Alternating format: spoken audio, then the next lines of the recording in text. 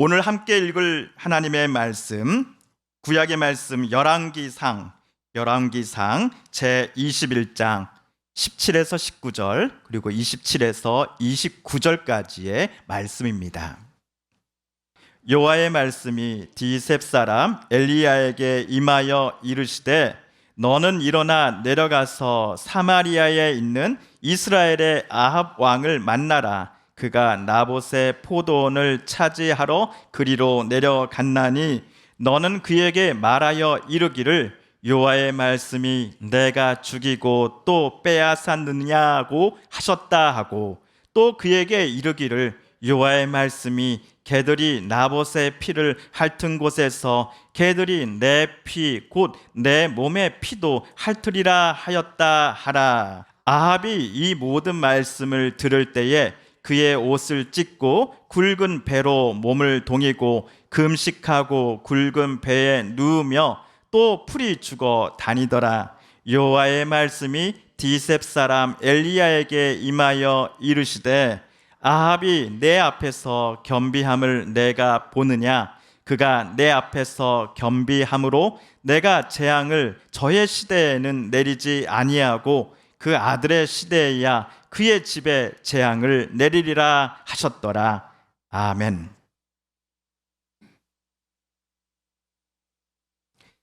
지난주 8월 8일 화요일이 입추였습니다.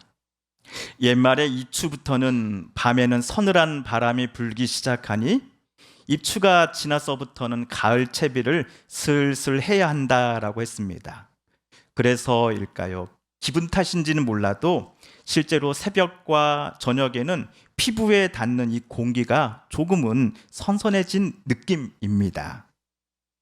그런데 입추 다다음 날이 무슨 날이었습니까, 여러분? 말복이었죠. 여름이 지나고 가을에 접어들었음을 알리는 입추에서 이틀 지난 8월 10날 목요일이 삼복 중에서 마지막 날 말복이었습니다.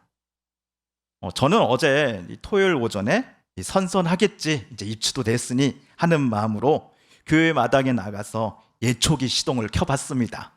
그런데 작업을 한 지 30분도 못 되어서 예초기 시동을 끄고 말았습니다.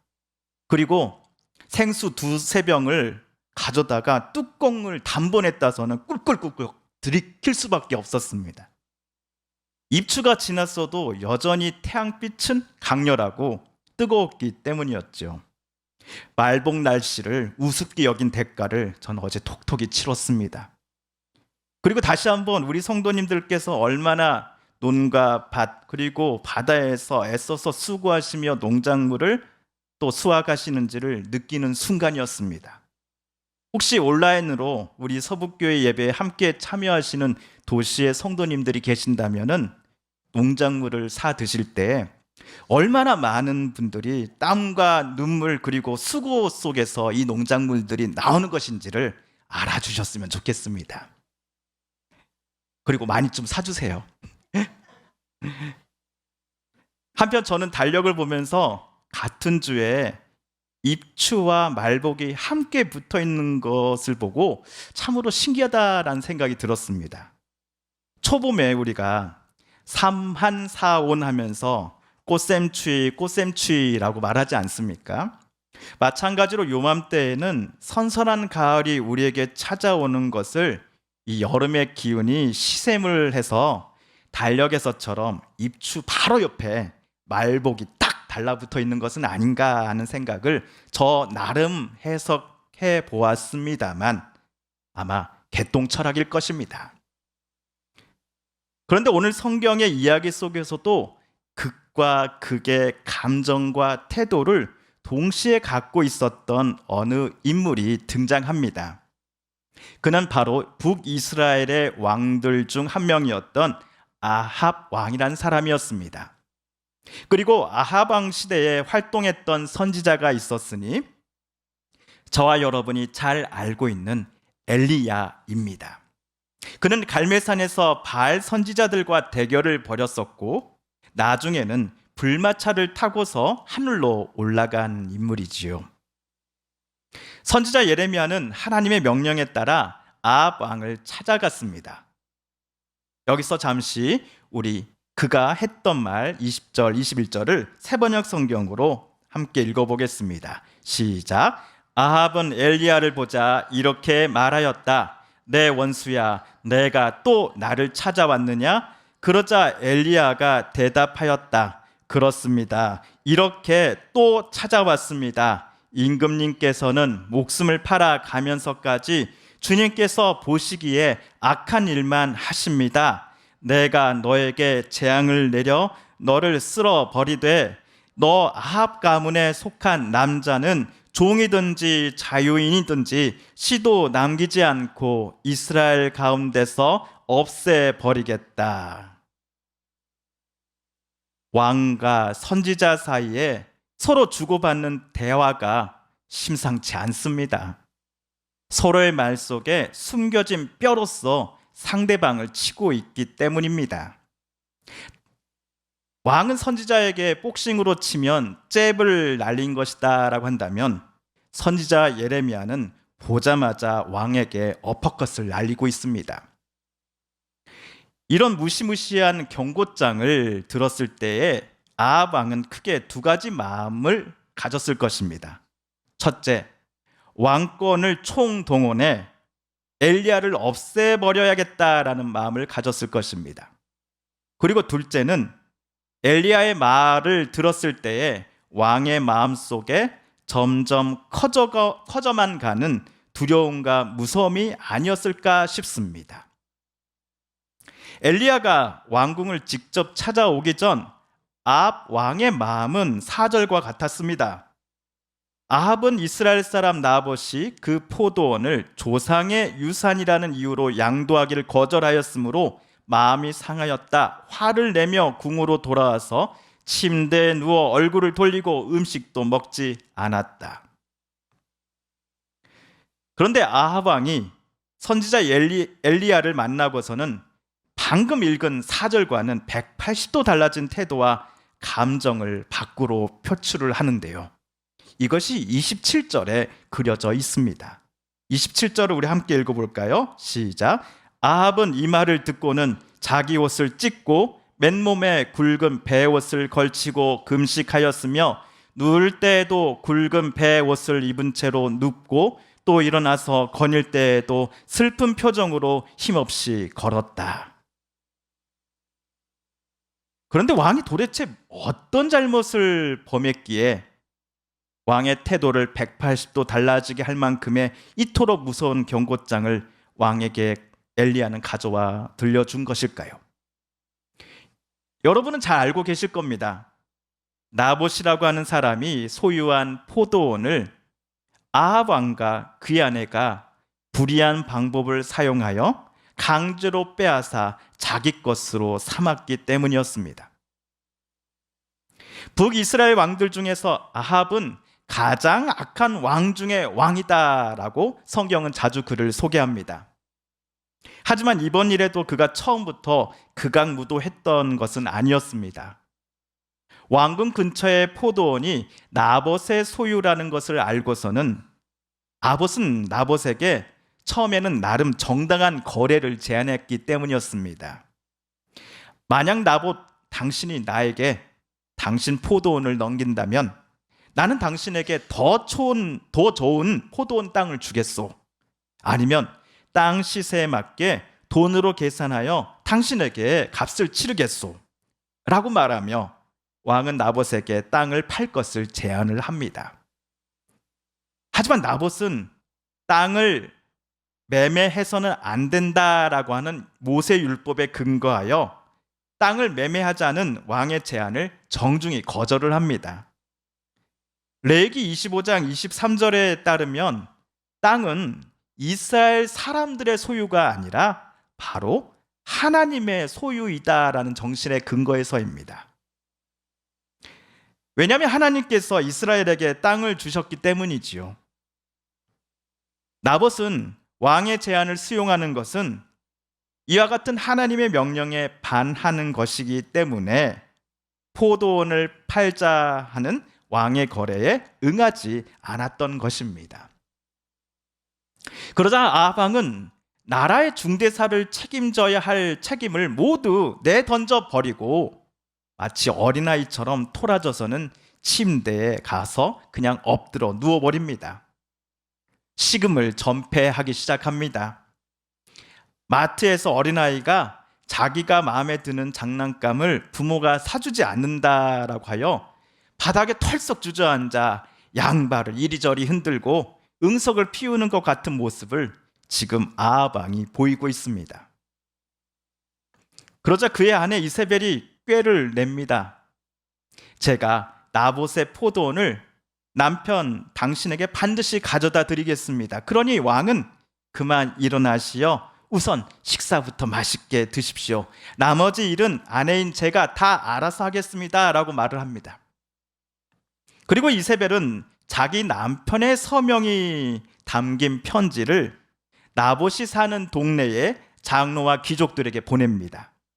이 편지에는 다음과 같은 명령이 왕의 명령이 쓰여져 있었습니다. 나봇이 사는 동네의 장로와 귀족들은 들으라. 첫째, 금식을 선포하고 나봇을 백성 중에서 상석에 앉혀라. 둘째, 건달 2사람을 데려오라.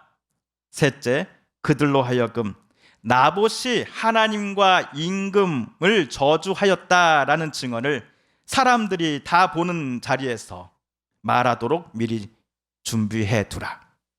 마지막 넷째, 나봇을 상석에서 끌어내려서는 거기에 모인 사람들로 하여금 돌로 쳐서 나봇을 죽이게 하라.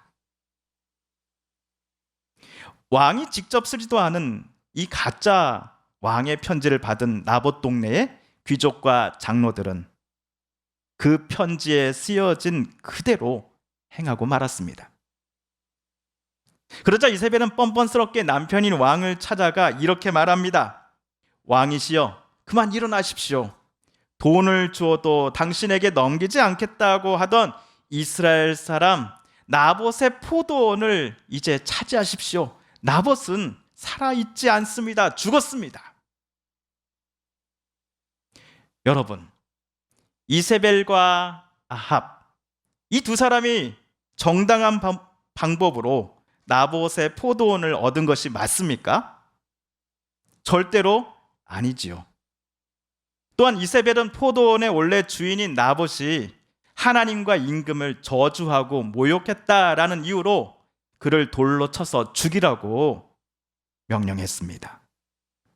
하지만 하나님과 왕을 모욕한 사람은 나봇이 아니라 정작 이세벨 본인이 아닙니까? 이러한 전후 사정을 이세벨의 남편 아합 왕도 분명 알았을 것입니다. 이세벨로부터 우선 식사부터 하시지요 라는 말을 들은 다음 어제까지 잘 살아 있었던 나봇이 갑자기 죽었음에도 뭔가 이상한데 라는 생각이 전혀 들지 않았다고 아합이 말한다면 그것은 100% 거짓말일 것입니다. 왕의 권세를 이용해서 아내 이세벨이 공정하지 못한 방법으로서 남의 땅을 억지로 빼앗은 것을 아합도 분명히 알고 있었을 것입니다. 이세벨이 벌인 일이 남편이자 왕인 아합 본인은 물론이고 하나님을 모욕하고 저주한 것과 다름없습니다. 그럼에도 너무나 갖고 싶었던 그 땅이 자기 수중에 들어오게 되었다라는 것 때문에 방금까지만 하더라도 토라져 있고 시큰둥해 있었던 그의 얼굴에는 웃음기가 돌기 시작한 것입니다. 어쩌면 콧노래를 불렀을지도 모르겠습니다. 이런 아합 왕에게 하나님이 선지자 엘리야를 보내신 것입니다. 왕은 선지자를 보자마자 야 이놈의 내 원수야, 내가 또 나를 찾아왔냐? 오늘은 내가 기분이 너무나 좋은데 오늘은 또 어떤 쓴소리로 내 기분을 잡치고자 왔느냐라고 무섭게 쏘아붙인 것이죠. 이에 엘리야 선지자는 아합 왕에게 핵펀치를 날립니다. 22절, 23절은 제가 읽어보겠습니다. 내가 이스라엘 사람에게 죄를 짓게 해서 나를 분노하게 하였으니 내가 내 가문을 느밧의 아들 여로보암의 가문처럼 또 아히야의 아들 바사의 가문처럼 되게 하겠다. 주님께서는 또 이세벨을 두고서도 개들이 이스르엘 성 밖에서 이세벨의 죽음을 찢어 먹을 것이다 하고 말씀하셨습니다. 방금 제가 새 번역으로 읽은 메시지는 오늘 선지자 엘리야는 북이스라엘 왕 아합과 그의 부인 이세벨까지 두 사람 모두를 하나님께서 쓸어버리신다. 게다가 그들의 후손도 하나님께서 모두 쓸어버리시겠다라고 말하는 하나님의 경고장이었습니다. 이것을 하나님의 명을 받아 엘리야는 아합 왕을 직접 찾아가 그에게 똑똑히 들려주었던 것이지요. 그러자 아합 왕의 반응이 무엇인지 여러분 알고 계십니까? 혹시 여봐라, 저놈 엘리야를 당장 감옥에 가둬라, 그를 처형시켜라 라고 신하에게 소리쳤던 것일까요? 놀랍게도 아합 왕은 엘리야가 전한 하나님의 경고장을 듣고서는 맨 먼저 자기가 입고 있던 왕복을 찢기 시작합니다. 그리고 화려한 왕복 대신에 굵은 베옷을 대신 입습니다. 그리고 또다시 식음을 전폐합니다. 성경은 이때부터 아합의 얼굴에 슬픈 표정이 가득했다라고 묘사를 합니다. 왜 그의 얼굴에 슬픔이 가득했는지, 왜 그가 그런 행동을 했는지에 대해 하나님은 선지자 엘리야에게 이렇게 말씀을 해주시죠. 우리 29절을 함께 읽어볼까요? 시작. 너는 아합이 내 앞에서 겸손해진 것을 보았느냐? 그가 내 앞에서 겸손해졌기 때문에 나는 그가 살아있는 동안에는 그에게 재앙을 내리지 않고 그의 아들 때에 가서 그 가문에 재앙을 내리겠다. 저와 여러분이 가진 성경에는 겸손이라는 단어가 겸비함으로 쓰여져 있을 것입니다. 겸손, 겸비함 모두 같은 의미를 가진 단어인데 이것들을 우리는 또 다른 경외함으로 바꿨어도 무방할 것입니다. 국어사전에는 공경하면서도 동시에 두려워하다라고 경외하다라는 단어를 정의합니다. 그러므로 방금 29절에서 아합 왕이 보여준 모습을 하나님께서 아합 그가 내 앞에서 겸비해졌다, 그가 나를 공경하되 동시에 두려워하기 시작하였다라고 설명해 주시는 것을 읽으며 우리는 아합 왕의 태도가 앞과는 180도 달라졌다는 사실을 깨달을 수 있습니다. 본인과 아내가 나봇과 하나님 앞에서 얼마나 큰 죄를 저질렀는지를 아합이 하나님과 사람들 앞에서 공공연하게 인정하며 죄를 뉘우치고 있다는 사실을 하나님이 엘리야에게 말씀해 주셨던 것입니다. 그런데 달라진 것은 아합 왕의 태도만은 아니었습니다. 마음을 다르게 먹은 아합을 대하시는 하나님의 마음도 달라졌기 때문입니다. 물론 자기 욕심과 욕망을 채우기 위해 부부가 나봇을 죽인 그 일마저도 하나님께서 아무 일도 아니라는 듯이 아합을 용서하셨다라고 우리는 해석해서는 안 될 것입니다. 다만 적어도 이 순간에는 자신이 죄인이다라는 사실을 하나님과 사람들 앞에 인정하며 가장 높은 자리에서 낮은 자리로 내려간 아합 왕의 이 진심을 하나님께서 보셨다라는 사실, 그리하여 첫 번째 경고장과는 다른 수정본을 아합에게 내리시겠다라고 하나님께서 말씀하신 것만은 분명합니다. 우리는 종종 나는 하나님을 사랑합니다, 하나님을 경외합니다 라고 말하곤 합니다. 하지만 하나님을 경외하는 게 구체적으로 무엇인데? 라고 누군가가 묻는다면 대답하기가 많이 곤란했던 게 사실이었지요. 바울은 로마에 보내는 편지에서 이렇게 썼습니다. 내 속사람으로는 하나님의 법을 즐거워하되 내 지체 속에서 한 다른 법이 내 마음의 법과 싸워 내 지체 속에 있는 죄의 법으로 나를 사로잡는 것을 보는도다. 오라 나는 곤고한 사람이로다. 이 사망의 몸에서 누가 나를 건져내랴. 바울뿐만 아니라 저와 여러분 안에서도 상반된 극과 극의 두 마음이 서로 싸우고 있습니다. 마치 달력의 같은 주에 가을의 시작을 알리는 입추와 1년 중 가장 덥다는 삼복 중에 말복이 서로 붙어 있는 것처럼 말이지요. 물론 우리는 아합 왕과 이세벨이 나봇을 죽였던 극악무도한 일과는 전혀 관계가 없습니다. 하지만 남의 것을 억지로 빼앗고자 정당하지 못한 방법을 사용할지를 놓고서 고민했던 적이 없지 않았습니다. 누군가가 다른 이에게 불의한 일을 행할 때에 그것은 옳지 않습니다, 부당합니다 라고 용감하게 말하기보다는 모른 척 할 때도 분명 있었습니다. 나의 들보는 아니면 우리 편의 악함은 여러 가지 핑계로 정당화시키고 예쁘게 포장하는 반면 내 편이 아닌 사람의 조그만 실수는 크게 부풀려 남들 앞에서 그를 비난하고 망신시키고자 했던 적도 많았습니다. 그 중에서 어떤 일은 여전히 내가 옳다라고 생각하며 당사자에게 용서를 구하지 않고 여태까지 내 마음의 창고에 꽁꽁 숨겨놓고 있는 것도 분명 있을 것입니다.